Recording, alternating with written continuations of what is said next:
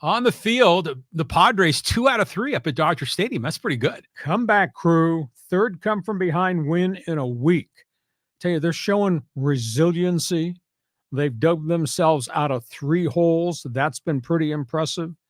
Hey, they're playing long ball. I mean, some of those games resembled home run derby. What Tatis has done, what Machado's done, what Kim has done, what Jake Cronenworth has done.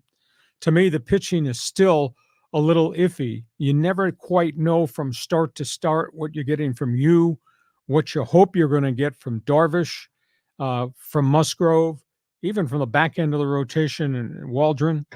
Michael King, 4 home runs in 4 innings. And geez, the Padres won that game. King is walking a lot of guys and throwing a lot of home run balls, and he's throwing a lot of pitches. He kind of looks like this year's version of Blake Snell. But the Padres have confidence in him. It is a small sample size. So, I mean, yeah, they're 2 games back of the Dodgers. Now they continue the road trip up in Milwaukee. But they've shown resiliency. They've shown stuff that they did not show hardly at all last year under Bob Melvin. They're showing that for Mike Schilt. Guys are, I don't know if they're playing loose or if whether it's just everybody's got bad pitching once you get beyond the second starter in your rotation or into the bullpen. But the Padres are hitting the long ball. Dodgers, top of the batting order is absolutely fabulous. You go 1 through 6, and all those dudes are hitting anywhere from 283 to, in some cases, like Mookie Betts, 400. Top of the batting order is amazing. Black hole at the bottom, 7, 8, and 9. Nothing off the bench. Their pitching looks a little shaky. Their pitching looks beat up. Their pitching walked 14 batters on Sunday.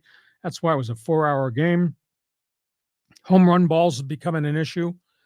Now they lose Bobby Miller, the number 2 guy in the rotation, goes on the DL with shoulder inflammation. He's pitched well in spurts, but in between, his recovery and his ability to throw bullpens has really been hindered. They did an MRI. There's no structural damage, but obviously he's got inflammation in that shoulder. The kid behind him, Gavin Stone, sometimes hot. I mean, through 5+ no-hit innings against the Padres, sometimes really cold. Doesn't get out of the second inning of start, so that's kind of iffy. Long relief looks a little shaky right now in terms of numbers and who they can trust. Walker Buehler is throwing his 3rd rehab start. I think he'll be ready within 2 weeks, maybe on a pitch count, but he'll be there, and then they'll wait for Dustin May to get there. So the Dodgers right now are not what I think the Dodgers are going to be. I never expected the Dodgers to be 11-7 at this point, considering how well they played during the Cactus League.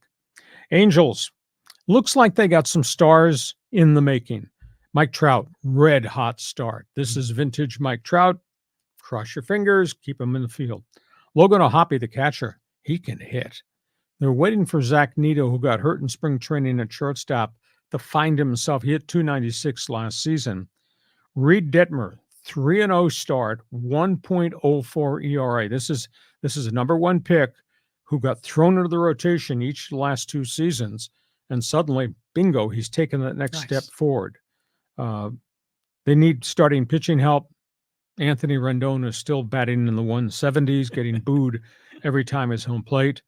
They won some games early. Now they got smacked around at home by the Bo Sox. So the Angels, I just don't think, have enough talent. So we'll see what kind of season it's going to be for Ron Washington. So your comment on the Padres, your comment on the Dodgers, your comment on the Halos. Love everything about this series up in LA. I mean, the Padres look terrific. Jackson Merrill was great on Friday. He got the game-winning hit, made the diving catch. And last night's and the huge comeback on Friday was incredible. Last night's game was great, but I do have to make a comment. It seems that, after the game, social media, even some talk radio folks are just whining about the ESPN coverage of this game and how they were like pumping up the Dodgers and Dodgers this, Dodgers that. I hate hearing that from San Diego Padre fans because it makes us look like, the little sister in San Diego. Cry, baby. Exactly. That's what it sounds like. We should be saying we went up there to the Padres went up there to Dodger Stadium, kicked ass, took 2 out of 3. After having won 1 in South Korea. Yeah, split with them there. They've won 2 series, in a row in Dodger Stadium. This feels good. It's not the World Series, it's still April, yada, yada. But Small sample size, but still, It's good news.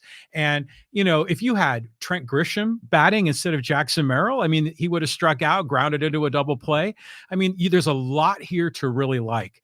Michael King is interesting. His ball has a lot of movement, the way he throws kind of, how do you say, they kind of throws over his left shoulder to a degree.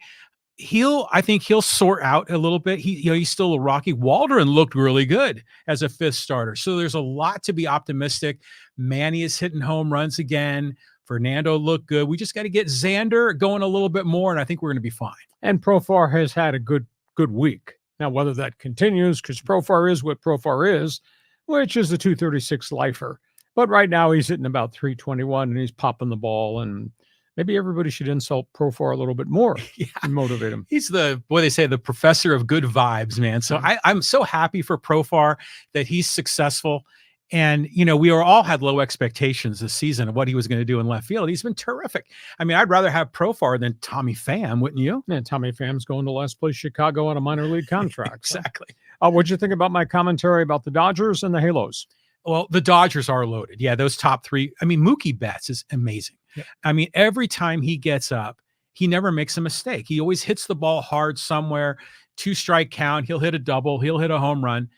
And he's so little. I mean, he's like, what, 5'9", something like that. Powder keg, though. Oh, but he's incredible. Ohtani's amazing. Freddie Freeman, terrific.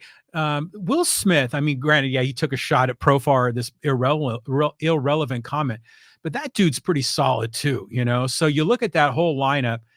Then you see Gavin Lux, because they've been talking about him forever coming up from the minors. And sure, he blew out his knee last year, but he doesn't look like he's anything special, at least not yet. Not yet. He's not hitting the ball. And that's the reason he's in the Dodger lineup, because he's hit everywhere. And before he had that bad knee injury that wiped out all the last season, he was a pretty productive bat. So give him time. Let's just see. Dodger pitching, they're dinged right now. Yamamoto, Yoshi, he gives you good 4 or 5 innings, but unfortunately, the bullpen is kind of blown up there.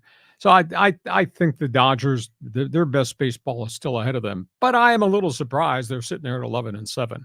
Yeah, well, they just lost 2 out of 3, so it's still early.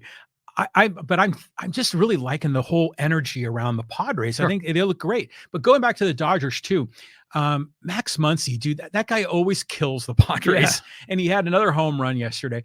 But what about Chris Taylor? I mean, that guy has always been very productive. He's like fallen off a cliff this year. Batting average last I checked on Sunday was .033. How's that possible from a veteran? That makes no sense to me. It's unbelievable. And then last night, the Dodgers walked 14 guys. Yeah. I mean, that's not sustainable. I mean, Dave Roberts must have been pulling what little hair he had left, pulling it out. And they had to go to the bullpen early, and the bullpen looks fatigued, and some of those guys got health issues, and their pitching, it's going to get better, but it's not where it could be right now. You know who looked good was Daniel Hudson. And he had been coming back from injuries. He's had 2 knee surgeries. But he looked really sharp. I think he struck out the side on Saturday night in his 1 inning of performance. So, yeah, I mean, Dodger fans have got to be feeling good. But, as far as the Angels go, it's just hard to, jump on board with those guys with all the mess with Artie Moreno and everything else. But love seeing, Reid Detmers having some success. So that's something that you can hang a hat on. But you can't pitch him every day of the week. And he's grown into it. I give him a lot of credit there. Okay, we go from baseball